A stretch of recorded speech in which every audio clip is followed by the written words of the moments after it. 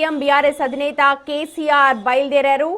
నందినగర్ నివాసానికి కొద్ది క్షణాల క్రితమే అక్కడికి చేరుకున్నారు. చూడొచ్చు, సెక్యూరిటీని మొత్తం కూడా టైట్ చేశారు. దాదాపు 10 గంటల నుంచి కూడా మొత్తం బ్యారికేడ్స్ విధించి కేవలం చూడొచ్చు పోలీసులు ఒక్క కేసీఆర్ వెహికల్ ని మాత్రమే లోపలికి పంపిస్తున్న దృశ్యాలు మనం చూస్తున్నాం. ఇప్పటికే హై సెక్యూరిటీ కొనసాగుతోంది కేసీఆర్ నివాసం చుట్టుపక్కలంతా కూడా. మీడియాని కూడా చాలా దూరంగా ఆపేశారు.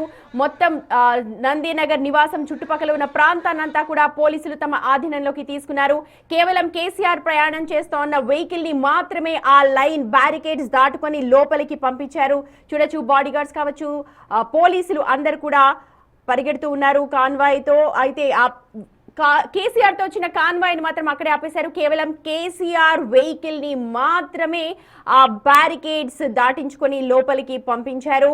ఇప్పటికే నందినగర్ కి భారీగా మీడియా అంతా చేరుకొని ఉంది. అలాగే సిట్ అధికారులు కూడా ఏవైతే విచారణ జరపాలో దానికి సంబంధించిన పరికరాలన్నింటినీ కూడా ఇన్స్టాల్ చేసి ఉన్నారు. మరి కాసేపట్లోనే అధికారులు కూడా అక్కడికి చేరే అవకాశాలు కనిపిస్తున్నాయి. ఇవాళ మధ్యాహ్నం 3 గంటలకు సిట్ విచారణలో పాల్గొనబోతూ ఉన్నారు మాజీ సీఎం బీఆర్ఎస్ అధినేత కేసీఆర్. సో ఇవాళ బీఆర్ఎస్ మొత్తం కూడా ర్యాలీలు, నిరసనలకు పిలుపునిచ్చింది. మొత్తం రాష్ట్ర వ్యాప్తంగా కూడా నిరసనలు చేపడుతూ ఉన్నారు. దీంతో ఒక్కసారిగా పోలీసులు హై అలర్ట్ ప్రకటించారు. వివిధ ప్రాంతాల్లో అధికారులను కావచ్చు, లేకపోతే అందరినీ మోహరించి ఉన్నారు.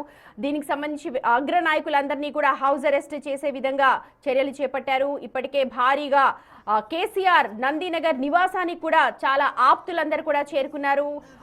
హరీష్ రావు అలాగే కేటీఆర్ కూడా అందులో ఉన్నారు అని చెప్పి సమాచారం అయితే అందుతోంది. ఇప్పటికే చాలా మంది నందినగర్ కేసీఆర్ నివాసానికి చేరుకున్నారు. చూడొచ్చు, కేసీఆర్ నివాసం దగ్గర ఒక్కసారిగా హై అలర్ట్.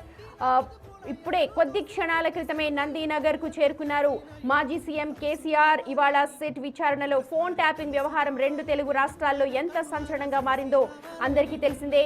గత 2 సంవత్సరాల నుంచి కూడా ఫోన్ ట్యాపింగ్ వ్యవహారంపై ప్రస్తుత ప్రభుత్వం చాలా నిశితంగా అడుగులు వేస్తోంది.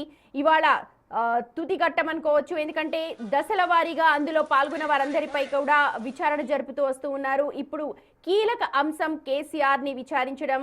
మిగిలిన వాళ్ళందరూ చెప్పిన వాంగ్మూలాలన్నింటినీ కూడా కేసీఆర్ ముందు పెట్టి ఇవాళ విచారణ చేసే అవకాశాలు కనిపిస్తూ ఉన్నాయి.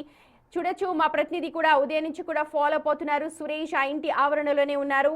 ఎక్కడికక్కడ బ్యారికేడ్స్ ని ఏర్పాటు చేసేసి ఎవ్వరూ కూడా లోపలికి వెళ్లకుండా మొత్తం చూడొచ్చు, కాన్వాయ్ అంతా కూడా బయటనే ఆపేశారు. బ్యారికేడ్స్ దగ్గర కేవలం కేసీఆర్ ఉన్న వెహికల్ ని మాత్రమే బ్యారికేడ్స్ తొలగించి నివాసం సమీపంలోకి ఆ గేట్ లోపలికి పంపించేశారు.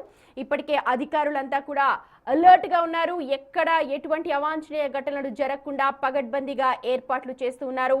ఫోన్ ట్యాపింగ్ పై ఇంతకు ముందు ఇచ్చిన మెంబర్స్ వివరాలన్నింటినీ కూడా కేసీఆర్ ముందు పెట్టి విచారణ చేసే అవకాశాలు చాలా ఎక్కువగా ఉన్నాయి. అలాగే చేస్తారు. అయితే 3ంటికి విచారణ కొనసాగుతోంది. సో 1 గంట క్రితమే కేసీఆర్ ఎర్రవెల్లి నివాసం